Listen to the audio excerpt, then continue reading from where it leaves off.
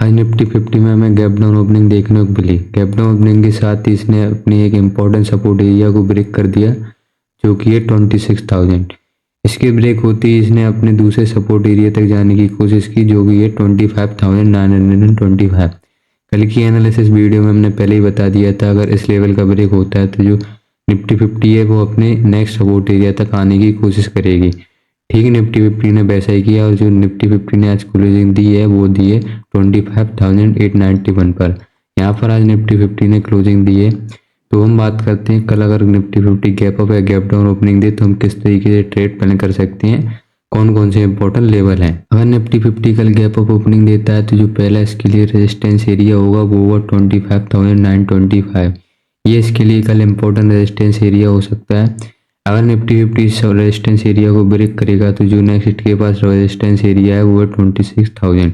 ये इसके लिए इम्पोर्टेंट रेजिस्टेंस एरिया हो सकता है क्योंकि पिछली बार ये इम्पोर्टेंट सपोर्ट था और यहीं से हमें साफ सेलिंग देखने को मिली। तो यहाँ पे जितने भी बायर सेंटर हुए होंगे उनका स्टॉप लॉस यहाँ कहीं पे अवेलेबल होगा। अगर मार्केट इस लेवल तक आता है और यहाँ पे अगर एक भी रिवर्सल कैंडल बनाता है तो हम इस लेवल से इस लेवल तक अपना ट्रेड प्लान कर सकते हैं।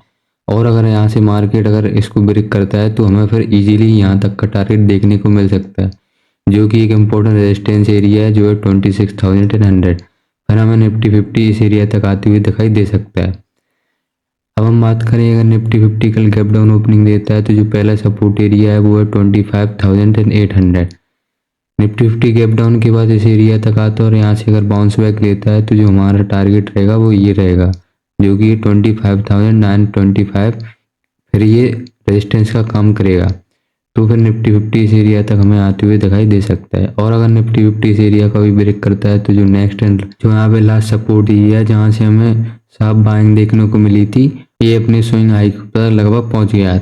तो ये एक इम्पोर्टेंट सपोर्ट एरिया हो सकता है। यहाँ पे निफ्टी 50 हमें आते हुए और यहाँ से बाउंस बैक लेते हुए दिखाई दे सकता है जो है 25,723। ये दोनों कल के लिए इम्पोर्टेंट सपोर्ट एरिया हो सकते हैं और ये तीनों कल के लिए इम्पोर्टेंट रेजिस्टेंस एरिया हो सकते हैं।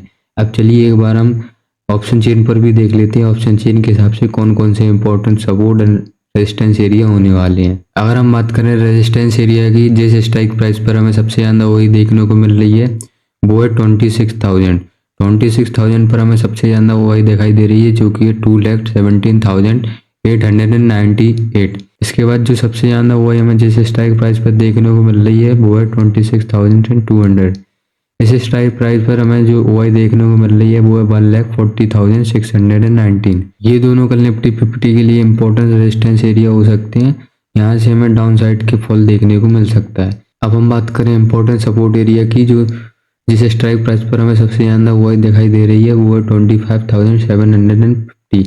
यहाँ पर हमें एक इम्पोर्टेंट सपोर्ट एरिया देखने को मिल रहा है। इसके बाद जो सबसे ज़्यादा हमें सपोर्ट एरिया देखने को मिल रहा है 25,650। ये दोनों निफ्टी 50 के लिए कल इम्पोर्टेंट सपोर्ट एरिया हो सकते हैं। तो ये थे निफ्टी 50 के लिए important support and resistance area. आज बैंक निफ्टी ने भी गैप डाउन ओपनिंग देखने को मिली। गैप डाउन ओपनिंग के साथ ही हमें यहाँ पर एक सेलिंग कैंडल देखने को मिली।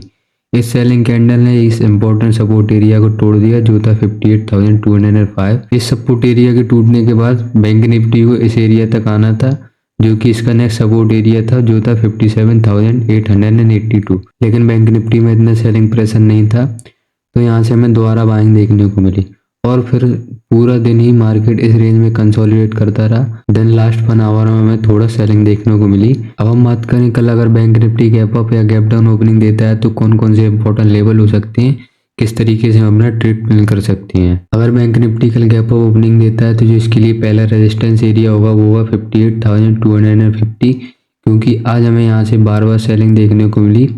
तो ये कल के लिए एक इम्पोर्टेंट रेजिस्टेंस एरिया हो सकता है क्योंकि यहाँ पर काफ़ी सारे जो सेलर्स हैं उनका स्टॉप लॉस अवेलेबल होगा तो वो चाहेंगे कि इस मार्केट इस लेवल से ऊपर ना जाए। अगर बैंक निफ्टी इस लेवल को ब्रेक कर देता है तो जो नेक्स्ट इसके लिए इम्पोर्टेंट रेजिस्टेंस एरिया होगा वो होगा 58,600, क्योंकि लास्ट सेलिंग फिर हमें यहाँ से देखने को मिली थी। तो यहाँ पे भी काफ़ी सारे स्टॉप लॉस अवेलेबल होंगे और जो सेलर्स लोग यहाँ से एक्टिवेट हुए थे वो मार्केट को दोबारा सेलिंग में ले जाने के लिए इच्छुक होंगे। अगर bank Nifty gap up opening के साथ इस रेजिस्टेंस एरिया पर आता है और यहाँ पर एक आध रिवर्सल कैंडल बनाता है तो आप यहाँ से यहाँ तक का एक ट्रेड प्लान कर सकते हैं, या फिर अगर इसको भी ब्रेक करता है तो फिर आप यहाँ सपोर्ट एरिया तक ही ट्रेड प्लान कर सकते हैं। अगर हम बात करें कल bank Nifty gap down opening day, तो जिसके लिए जो पहला सपोर्ट एरिया होगा वो होगा 57,882। अगर बैंक निफ्टी इसको भी ब्रेक कर देता है तो जो नेक्स्ट सपोर्ट एरिया होगा वो होगा 57,482। ये एक इम्पोर्टेंट सपोर्ट एरिया हो सकता है। बैंक निफ्टी अगर इस लेवल को ब्रेक करता है तो यहाँ से हमें एक बाउंस बैक देखने को मिल सकता है, क्योंकि यहाँ से हमें लास्ट बाइंग देखने को मिली थी, तो ये एक इम्पोर्टेंट सपोर्ट एरिया हो सकता है। अब हम बात करें ऑप्शन चेन के हिसाब से कौन कौन से important support and resistance area हो सकते हैं। ऑप्शन चेन के हिसाब से जिस स्ट्राइक प्राइस पर हमें सबसे ज़्यादा वाइड दिखाई दे रही है वो है 58,500। यहाँ पर हमें बैंक निफ्टी में सबसे ज़्यादा वाइड दिखाई दे रही है जो कि ये 24,660। ये एक बैंक निफ्टी के लिए कल इम्पोर्टेंट रेजिस्टेंस एरिया हो सकता है। इसके बाद अगर हम बात करें बैंक निफ्टी इस लेवल को भी ब्रेक कर देता है तो जो नेक्स्ट इसके लिए रेजिस्टेंस एरिया होगा वो होगा 59,000, क्योंकि यहाँ पर हमें सबसे ज़्यादा सेकंड हाईएस्ट वो देखने को मिल रही है जो है 20,568, और ये एक साइकोलॉजिकल नंबर भी है, तो ये एक इम्पोर्टेंट रेजिस्टेंस का भी काम करेगा।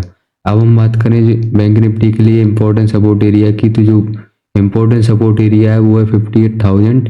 यहाँ पर हमें वाई देखने को मिल रही है वो है 49,946, लगभग 50,000 के पास हमें यहाँ पर वाई देखने को मिल रही है। अगर बैंक निफ्टी इस सपोर्ट एरिया को ब्रेक करता है तो जो इसके लिए नेक्स्ट सपोर्ट एरिया होगा वो होगा 57,500। ये दोनों कल बैंक निफ्टी के लिए इम्पोर्टेंट सपोर्ट एरिया हो सकती हैं, और ये दोनों कल बैंक निफ्टी के लिए इम्पोर्टेंट रेजिस्टेंस एरिया हो सकते हैं। 58,000 बैंक निफ्टी के लिए एक इम्पोर्टेंट सपोर्ट एरिया हो सकता है, क्योंकि यहाँ पर हमें सबसे ज़्यादा वाइड दिखाई दे रही है जो है 50,000, और ये एक साइकोलॉजिकल नंबर भी है, तो हमें यहाँ पर मोस्ट ऑफ द चांस यहाँ से हमें बाइंग देखने को मिल सकती है। ये थे बैंक निफ्टी के लिए इम्पोर्टेंट रेजिस्टेंस एरिया। अब चलते हैं हम सेंसेक्स पर। अब हम बात करें सेंसेक्स की, तो सेंसेक्स ने भी आज हमें गैप डाउन ओपनिंग देखने को मिली। गैप डाउन ओपनिंग के साथ ही इस लेवल का ब्रेक कर दिया जो कि एक इम्पोर्टेंट सपोर्ट एरिया था जो था 84,922। इसके ब्रेक होते ही जो यहाँ पर हमारा सपोर्ट एरिया था वो रेजिस्टेंस में कन्वर्ट हो गया, और यहाँ से हमें फिर साफ सेलिंग देखने को मिली। फिर सेंसेक्स ने इस सपोर्ट एरिया को ब्रेक कर दिया। देन सेंसेक्स पूरे दिन यहाँ पर कंसोलिडेट करता रहा, यहाँ से ऊपर गया, यहाँ से हमें सेलिंग देखने को मिली, यहाँ से बाइंग, यहाँ से सेलिंग, एंड देन कुछ देर कंसोलिडेट करके यहाँ पर हमें ब्रेकडाउन देखने को मिला। बट ये इतना स्ट्रॉन्ग ब्रेकडाउन नहीं था, इसलिए यहाँ से मार्केट ने फिर से सपोर्ट बनाया। यहाँ पे थोड़ी सी बाइंग देखने को मिली, थोड़ी सी सेलिंग, और जो सेंसेक्स ने हमें क्लोजिंग दी है वो है 84,468। यहाँ पर सेंसेक्स ने हमें क्लोजिंग दी है। तो हम बात करें अगर सेंसेक्स कल गैप अप या गैप डाउन ओपनिंग दे तो कौन कौन से इंपॉर्टेंट लेवल हो सकती हैं, कहाँ से हमें सपोर्ट एंड रेजिस्टेंस एरिया बनते हुए दिखाई दे सकता है। अगर सेंसेक्स कल गैप अप ओपनिंग देता है तो जिसके लिए पहला रेजिस्टेंस एरिया होगा वो होगा 84,677। अगर सेंसेक्स इस लेवल को ब्रेक करता है तो जो नेक्स्ट के लिए रेजिस्टेंस एरिया होगा वो 84,903। ये इसके लिए एक इम्पोर्टेंट रेजिस्टेंस एरिया हो सकता है, क्योंकि ये इसका डे हाई है। यहाँ पर काफ़ी सारी लिक्विडिटी पड़ी है जो यहाँ पर सेलर्स एक्टिवेट हुए थे। अगर सेंसेक्स यहाँ पर आया तो यहाँ से दोबारा एक्टिवेट हो सकते हैं। अगर यहाँ पर हमें एक भी सेलिंग कैंडल देखने को मिले तो हम यहाँ से यहाँ तक इस एरिया तक हम डाउन साइड का ट्रेड प्लान कर सकते हैं। और अगर सेंसेक्स इस लेवल का भी ब्रेक कर देता है तो जो इसके लिए रेजिस्टेंस एरिया होगा वो 85,267। अब हम बात करें अगर सेंसेक्स कल गैप डाउन ओपनिंग दे तो जो इसके लिए इंपॉर्टेंट सपोर्ट एरिया है जहाँ से हमें दो बार बाइंग देखने को मिली वो है 84,247। यहाँ से हमें दोबारा बाइंग देखने को मिल सकती है। अगर सेंसेक्स कल दोबारा इस एरिया पर आता है और यहाँ से एक भी बाइंग कैंडल दिखाई देती है तो हमें यहाँ से एक बाइंग साइड का ट्रेड प्लान करेगी, और जो इसका टारगेट रहेगा वो ये रहेगा जो है 84,677। अगर सेंसेक्स इस लेवल का भी ब्रेक कर देता है तो जो नेक्स्ट एंड लास्ट इसके लिए सपोर्ट एरिया बचता है वो 83,963। ये थे सेंसेक्स, बैंक निफ्टी और निफ्टी 50 के लिए important support and resistance area जहाँ से मार्केट में बाइंग सेलिंग देखने को मिल सकती है। अब हम एक बार ग्लोबल मार्केट में भी चेक कर लेते हैं ग्लोबल मार्केट पॉजिटिव है या नेगेटिव, किस तरीके से हमारे मार्केट पर इम्पैक्ट कर सकता है। अब अगर हम ग्लोबल मार्केट में बात करें तो जो ग्लोबल मार्केट में यूएस मार्केट है जिसमें डाउ जोन्स और नेस्डैक आते हैं, तो डाउ जोन्स तो हमें पॉजिटिव दिखाई दे रहा है पर जो नेस्डैक है वो हमें नेगेटिव दिखाई दे रहा है। अगर हम बात करें एशियन मार्केट में तो जो एशियन मार्केट में गिफ्ट निफ्टी है वो हमें पॉजिटिव दिखाई दे रहा है। डाउ जोन्स हमें पॉजिटिव दिखाई दे रहा है, नेस्डैक हमें नेगेटिव दिखाई दे रहा है, और जो गिफ्ट निफ्टी है वो हमें पॉजिटिव दिखाई दे रहा है। तो इससे जो मैक्सिमम चांस है कल हमारा मार्केट या तो स्लाइडवेज थोड़ा सा हमें डाउन देखने को मिल सकता है या फिर थोड़ा साइडवेज या फ्लैट हमें ओपनिंग देखने को मिल सकती है। ये थे बैंक निफ्टी, निफ्टी 50 और सेंसेक्स के इंपॉर्टेंट लेवल। अगर आपको एनालिसिस पसंद आई हो तो वीडियो को लाइक, शेयर एंड सब्सक्राइब जरूर कर दें। और हाँ, कमेंट में जरूर बताएं अगर आपका BTST ट्रेड होल्ड हो तो।